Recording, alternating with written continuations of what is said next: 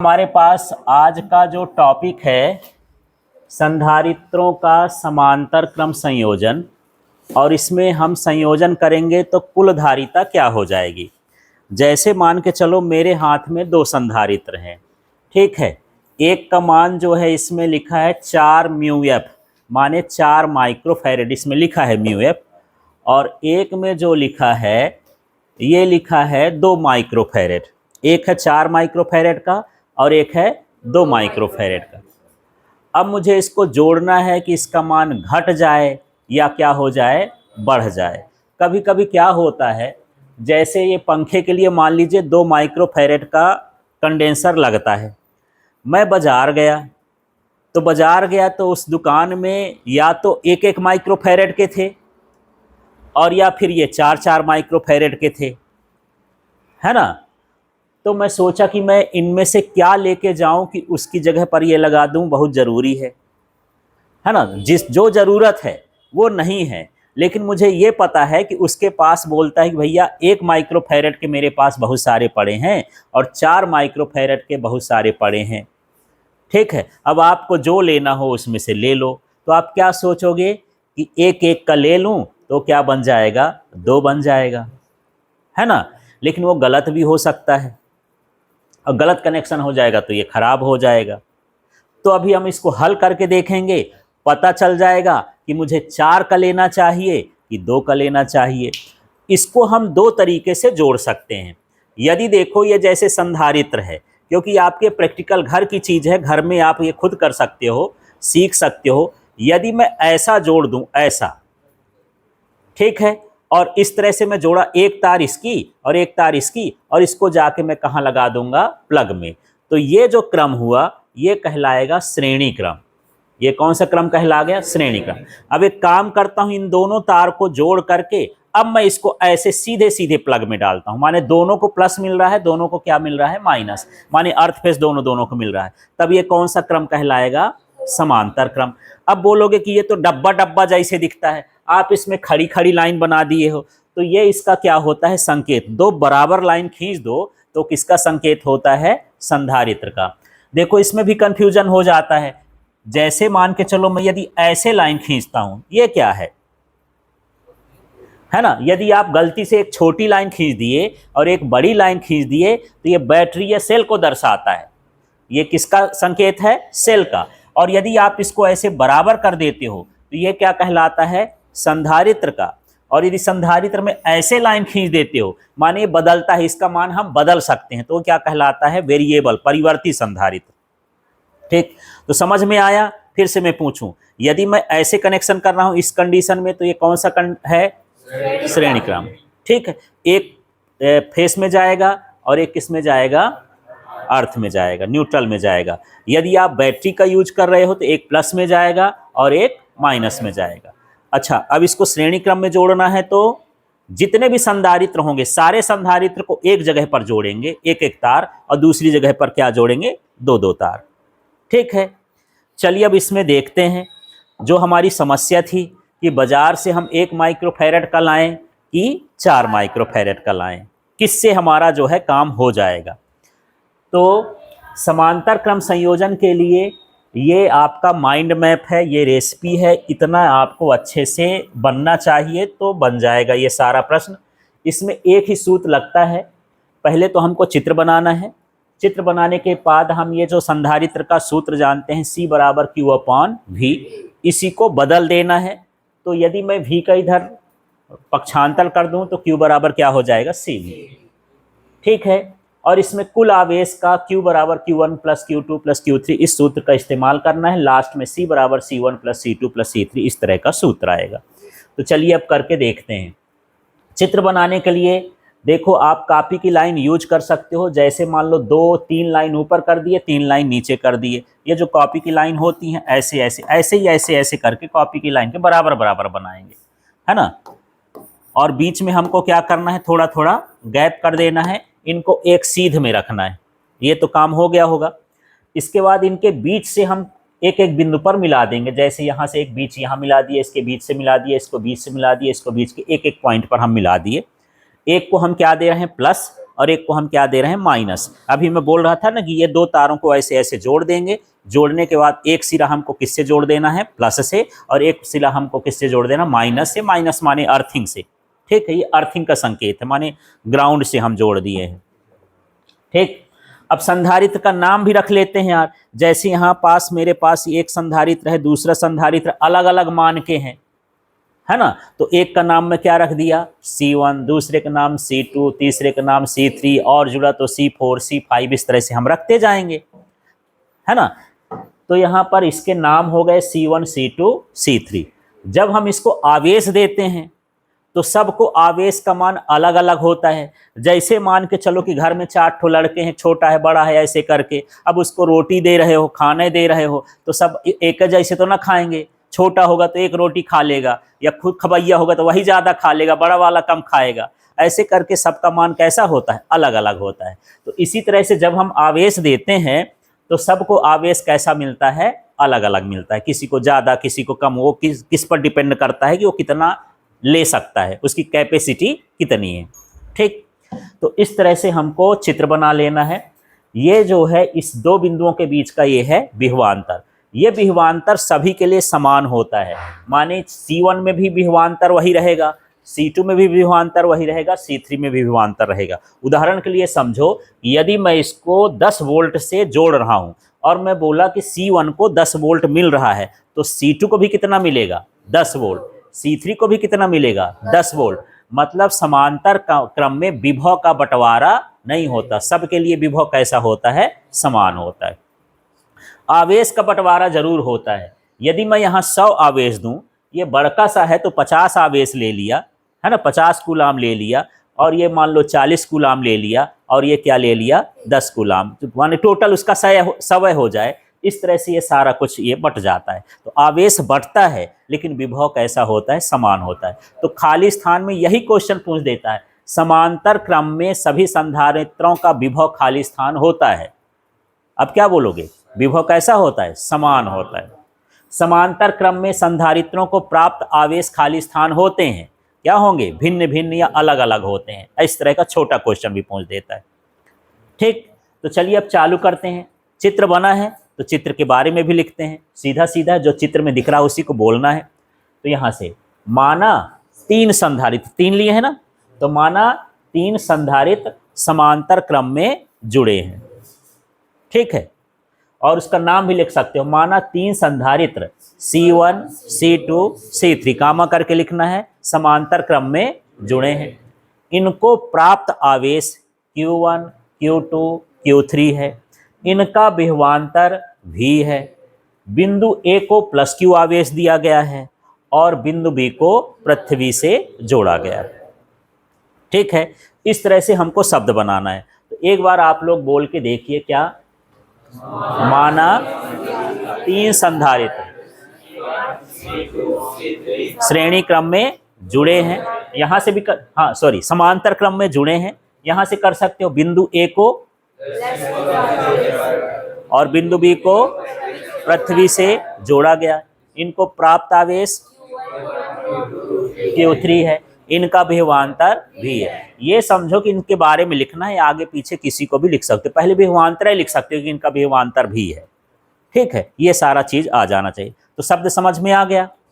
अब शब्द के बाद यहाँ पर हमको सबका मान निकालना है। माने Q का मान क्या है, Q1 का मान क्या है, Q2 का मान क्या है और Q3 का मान क्या है। तो हम क्या करेंगे, देखो 4 बार हमको Q लिखना है।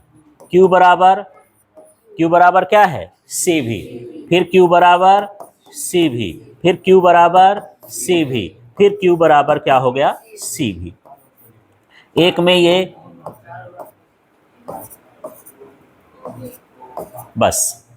तो देखो एक को सीधा लिखे रहने दोगे, उसमें 1 2 नहीं लगाओगे क्योंकि वो कुल को बताएगा, सबको मिला के बताता है, ठीक। एक में हो गया Q1 C1, यहाँ V1 क्यों नहीं लिखा यार। हाँ, विभव कैसा है, समान है। जब समान है तो उसका नाम अलग अलग रहने की क्या जरूरत है। ऐसे Q2 C2 V, Q3 C3 V, ठीक है। तो यहाँ पर जैसे शब्द समाप्त होगा यहाँ पर लिख देंगे हम जानते हैं, और इतना लिखने के बाद इस तरह से 4 ठो Q लिखना है। हर Q के साथ C भी लिखना है। पहले वाले में खाली छोड़ देना, दूसरे वाले में Q में 1, C में 1, फिर दूसरे वाले में Q में 2, C में 2, फिर Q में 3 और C में 3 लिख देना। इसका काम खत्म। ठीक है, सूत्र अप्लाई कर दिए। अब क्या निकालना है? कुल आवेश। तो वहां पर हम लिख देंगे क्या? वही क्या? कुल आवेश। कुल आवेश का मतलब क्या था? उसके पास था कितना? Q, बांटा क्या क्या? Q1 प्लस क्या हो गया? Q2 plus Q3।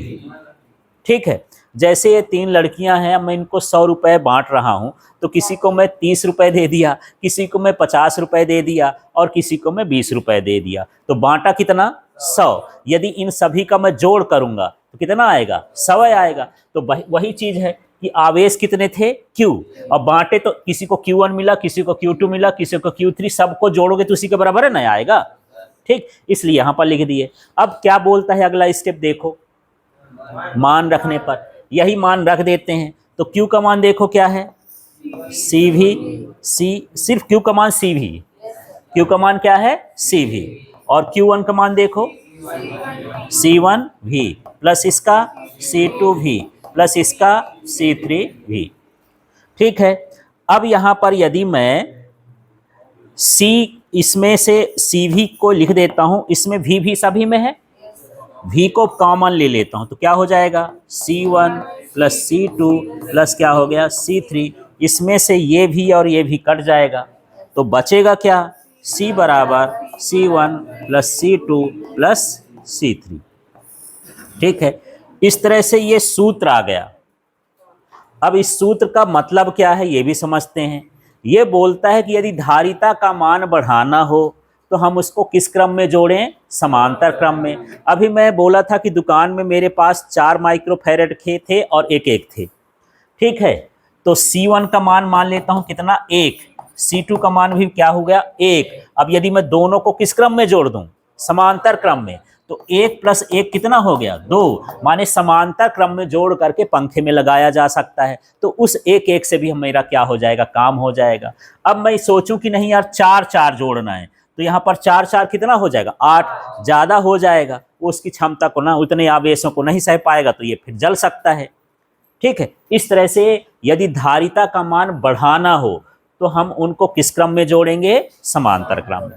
तो समांतर क्रम में जोड़ने से धारिता का मान कैसा होता है? बढ़ता है, उच्च होता है। ठीक है, अब ऐसा करते हैं कि एक जैसे बहुत सारे संधारित्र जोड़ दें तो क्या सूत्र बनेगा? जैसे मान लो C1 भी 1 माइक्रोफैरड, C2 भी 1 माइक्रोफैरड, C3 भी 1 माइक्रोफैरड, ऐसे में 1000 ठो हैं, तो मैं सब में ऐसे लिखूंगा, 1000 तक लिखते रहूंगा, है ना। तो उसके लिए क्या हो जाएगा? C बराबर, देखना, जैसे मान लो मैं 2 लेता हूं, 2 प्लस 2 प्लस 2 प्लस 2, 4 ठो हैं, है ना। तो मैं इसको क्या लिख सकता हूं? जोड़ माने गुणा होता, कितनी बार है? 1 2 3 4, तो 4 गुणे क्या बनेगा? 2। तो 4 दूनी कितना हुआ? 8। इसको भी जोड़ के देखो क्या हो गया? 8। माने मैं 10 जोड़ दूं तो क्या होगा? 10 गुणे 2। 50 जोड़ दूं तो क्या होगा? 50 गुणे 2। और 1000 जोड़ूं तो n जोड़ दूं तो n गुणे 2, तो n गुणे 2 हो गया। अब 2 का मान जरूरी थोड़ी है कि 2 रहे, ये क्या हो सकता है? C। तो यदि बहुत सारे जुड़े हैं तो उनकी तुल्य धारिता कितनी होती है? NC। माने आपसे पूछा जाए सीधा सीधा कि 3 संधारित्र 3 माइक्रोफैराड के हैं तो उनकी तुल्य धारिता क्या होगी? उसको तुल्य धारिता भी बोल देते हैं, कुल धारिता, तो नया शब्द हो गया ना तुल्य धारिता। कितनी हो जाएगी बताओ? इसी सूत्र को लगाना है। NC तो है, पर n का मान दिया हो ना, n का मान कितना है? 3, और C का मान भी कितना है? 3। तो 3 का गुणा किए तो कितना हो गया? 9। आपको ये नहीं करना 3 प्लस 3 प्लस 3, ये नहीं करना है, सीधे 3 में 3 का क्या करना है? गुणा। जब एक जैसे हो तो गुणा कर देते हैं, संख्या का और धारिता का क्या कर देना है? गुणा। ठीक है, समझ में आ गया? चलो तो थोड़ा सा एक बार इसमें ये देख लेते हैं कि जरूरी चीज जो एक नंबर के लिए है। यदि धारिता बढ़ाना हो तो हम संधारित्रों को किस क्रम में जोड़ेंगे? समांतर क्रम में। किस क्रम में जो है संधारित्रों का विभव समान होता है? समांतर क्रम में। किस क्रम में आवेश अलग अलग होते हैं? समांतर क्रम में। ठीक है, यदि n संधारित्र समांतर क्रम में जुड़े हों तो उसकी कुल धारिता क्या होगी?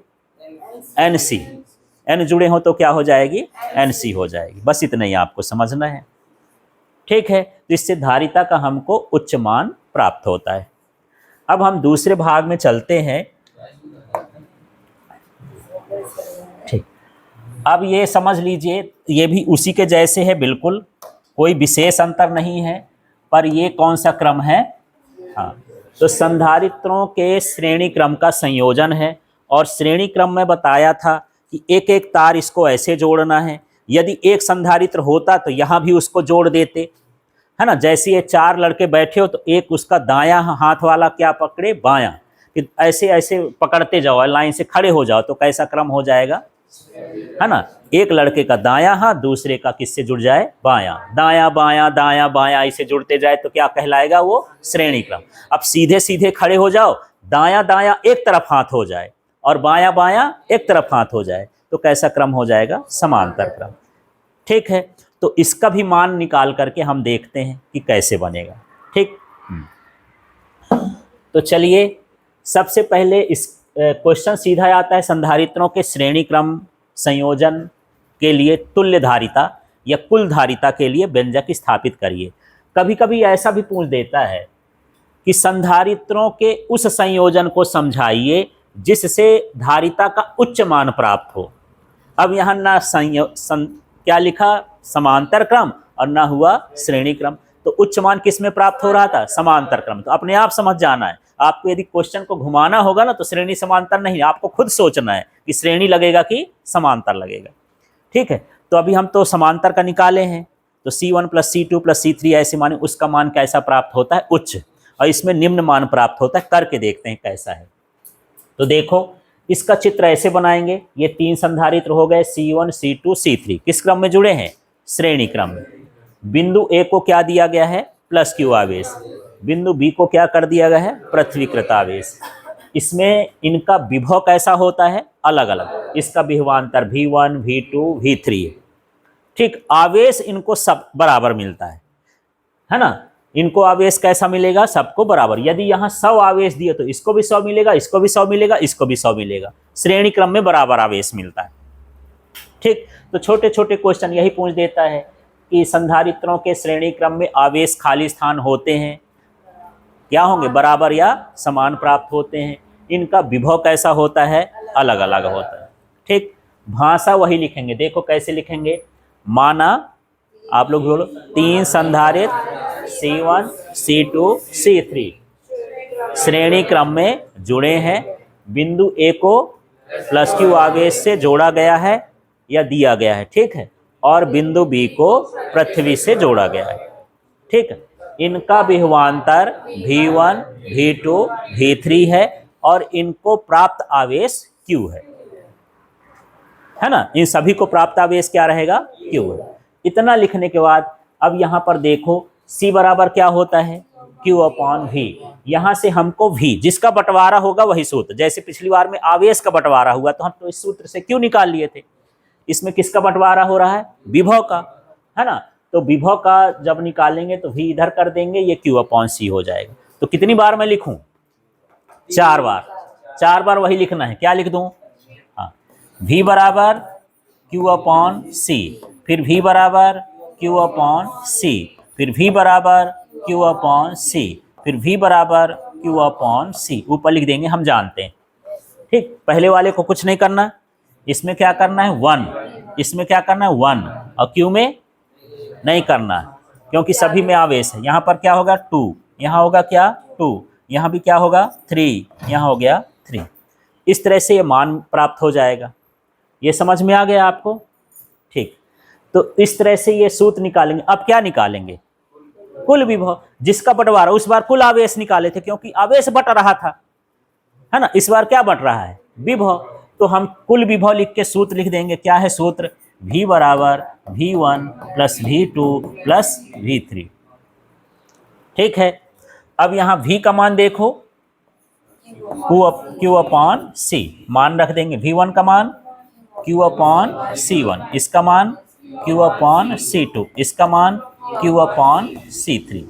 यहाँ Q/C है, ऊपर से Q को बाहर निकाल सकते हैं, हाँ, तो ये Q हो गया, कोष्टक के अंदर 1/C1 plus 1/C2 plus 1/C3, इस तरह से ये क्यू क्यू कैंसिल हो गया, तो इधर क्या बचेगा 1/C बराबर 1/C1 plus 1/C2 plus 1/C3, ये इसका सूत्र आ गया। और ये बटे में आया है, इसका मतलब ये किसी भी मान को क्या करेगा, कम करेगा। यदि हमको धारिता का मान कम करना हो तो हम किस क्रम में जोड़ें उसको, श्रेणी क्रम में जोड़ के लगाएं। ठीक है, अब इसी तरह की यदि n संधारित्र जुड़े, ठीक, तो उसके लिए हम क्या करेंगे, उसका सूत्र होता है C/n। ये सूत्र होता है, जैसे मैं बोलूं कि 3 संधारित्र हैं, 3 माइक्रोफैराड के ही हैं और उनको श्रेणी क्रम में जोड़ा गया है, तो इसका मान कितना होगा, कितना होगा, इस सूत्र में लगाओ। C का मान कितना है 3, n का मान भी कितना है 3, तो 3/3 करेंगे कितना हो जाएगा 1। ठीक है, अब यही प्रश्न से वो परीक्षा वाला मजा लेता है बच्चों से, कभी वो श्रेणी क्रम लिख देगा और कहीं क्या लिख देगा, समांतर क्रम। जब समांतर क्रम लिखेगा तो उसी का आंसर क्या हो जाएगा 9। 3 संधारित्र 3 माइक्रोकुलाम के समांतर क्रम में जुड़े हैं, तो इसका मान होगा तो 3 × 3 कितना हो गया 9। अब केवल क्रम भर बदलेगा, वो उसका वो नहीं बदल रहा शब्द। 3 संधारित्र 3 माइक्रोफैराड के श्रेणी क्रम में जुड़े हैं, उसका मान कितना होगा 1, ऐसे। ठीक, अब मैं बोल रहा था कि यार आप बाजार गए, है ना, अब बाजार में 1 माइक्रोफैराड भी नहीं मिला और 2 का भी नहीं मिला जो लगना है, आपको क्या मिल रहा है 4 का। ठीक है, अब आप सोच रहे हो यार मैं किस क्रम में जोड़ दूं, मेरे से तो फिजिक्स बनती नहीं है, उल्टा पुल्टा जोड़ दूंगा तो पता चला कि 40 के चक्कर में 400 खत्म हो जाए या 4000 खत्म हो जाए। ठीक, तो उसका उपाय देखते हैं। यदि आप 4 का लेने गए ना तो 1/C सूत्र है ना, तो 1/C1, C1 का मान कितना है 4, फिर 1/C2, इसका मान भी कितना है 4, इसको जोड़ देंगे तो कितना हो जाएगा 2/4, इसको भाग कर देंगे कितना हुआ 1/2, फिर ये 1/C का मान है, इसको उल्टा करेंगे तो ये C कहाँ लिख दिए ऊपर, तो ऊपर कितना हो गया 2, ये 2 माइक्रोफैराड आ गया।